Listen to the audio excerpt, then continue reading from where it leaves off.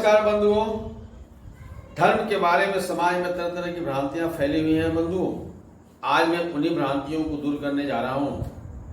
मेरे साथ लास्ट तक बने रहिए और अगर पहली बार मेरा चैनल सामाजिक सुविचार देख रहे हैं तो सब्सक्राइब अवश्य करें और आइकन बेल को प्रेस कर दें ताकि इस तरह का विचार सबसे पहले आप तक पहुंचे। तो बंधुओं, इससे पहले जानना पड़ेगा आप लोगों को कि धर्म क्या है। देखिए, धर्म जो है ना एक मूल्य पहचान है। क्यों? इस संसार में तो दो तरह के मुख्य रूप से वस्तुएं हैं, जैव और अजैव। मगर जो अजैव है वो तो जड़ वस्तुएं, उसके बारे में विशेष चर्चा नहीं होती क्योंकि उसका समाज में और इस संसार में विशेष रोल नहीं है। मगर जो जैव वस्तुएं हैं उस पर विशेष चर्चा होती है, डिस्कस होता है। तो उस हिसाब से जैव तीन तरह के हैं, पेड़ पौधे अर्थात पादप, दूसरा पशु पक्षी है जंतु और तीसरा मानव। तो तीनों का धर्म जो है ना अलग अलग है। तो देखा जाए तो दुनिया में तीन ही तरह का धर्म है। पहला है पादप धर्म, दूसरा है जंतु धर्म और तीसरा है मानव धर्म। चार चीज तो कॉमन है, खाना पीना, वंश वृद्धि करना और लास्ट में मर जाना, एक कॉमन है।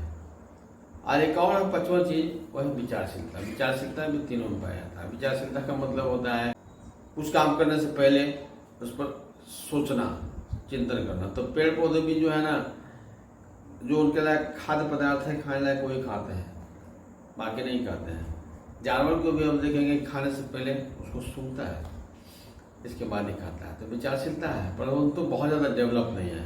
तो पादप का मूल धर्म क्या है कि कोई भी पादप हो वो पैर से ही पानी पीता है, जल ग्रहण करता है। इसलिए संस्कृत में उसका नाम पड़ा पादप। पाद का मतलब पैर और प का मतलब पीना।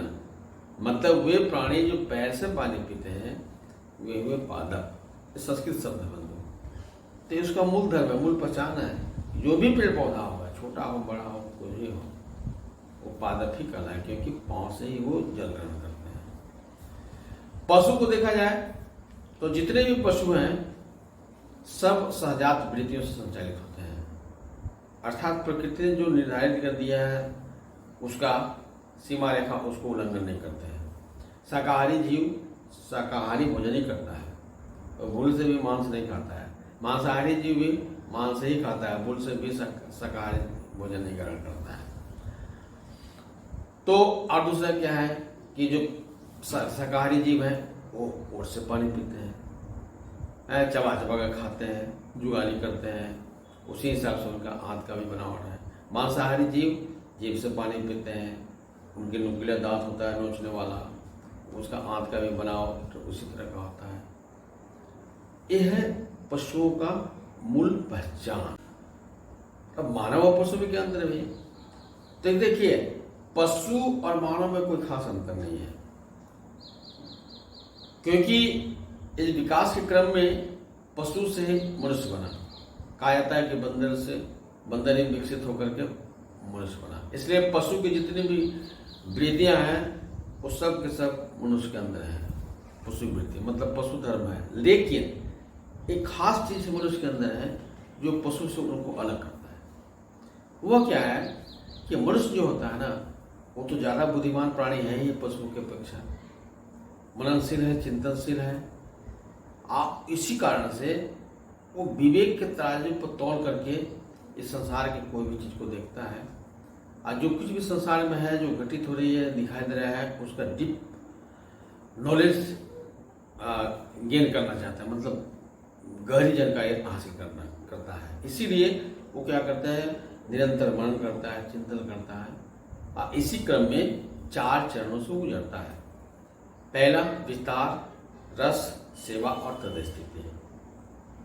मतलब मनन करते करते करते ये जो संसार है, ये ब्रह्मांड है, जो बहुत विस्तृत है, अनंत है, उसके बारे में जानने का कोशिश करता है। तो इससे क्या होता है कि धीरे धीरे धीरे उसका मन विस्तारित होते होते होते होते बृहद बन जाता है।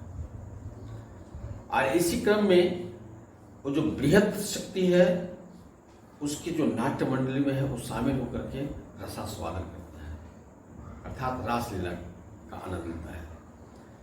अब तीसरा हो जाता है उसका कि सेवा, अब ये दोनों के साथ साथ उसके अंदर सेवा के भाव आती है, और वो जो भी परम पुरुष का विकास है इस संसार में, प्रकृति में, उसकी सेवा करता है। सेवा का मतलब उसको हर तरह के, चाहे शारीरिक हो, मानसिक हो, आध्यात्मिक हेल्प करता है निस्वार्थ भाव से। मतलब देता है, लेने का जहाँ सा लेस मात्रा भी भाव नहीं रहता है। मगर पशु में क्या है, वो विनिमय होता है, लेन देन होता है ना। जैसे पशु किसान का खेत जोता है तो बदले में उसको खाना मिलता है। बढ़िया से पशु को, बैल को खाना नहीं मिले तो किसान का काम नहीं करेगा वो ढंग से।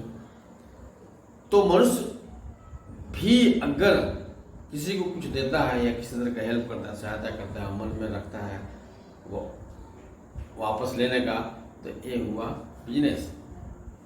तो ऐसा अगर कोई मनुष्य करता है तो वो मनुष्य नहीं है, वो पशु है।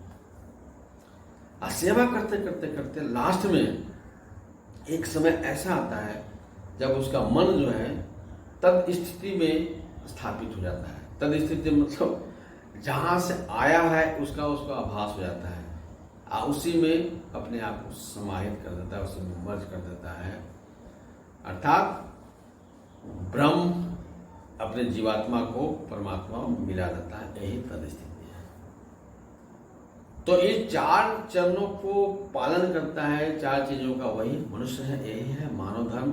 बाकी जितने भी हैं, हिंदू, मुस्लिम, सिख, ईसाई वगैरह वगैरह, सब के सब पंथ है, मजहब जिसको बोलते हैं, भ्रमित करने वाले, एक सीमा रेखा में बांध करके मन को जड़ बना देते हैं। इसलिए बंधु, हम समझते हैं कि एकदम क्लियर हो गया होगा धर्म के बारे में। अब आज के बाद अब भ्रमित नहीं होंगे, बस मानव धर्म का पालन करते हुए अपने आप को सदगति की ओर ले जाएं। और अगर यह मेरा विचार अच्छा लगा होगा तो अधिक से अधिक शेयर करें।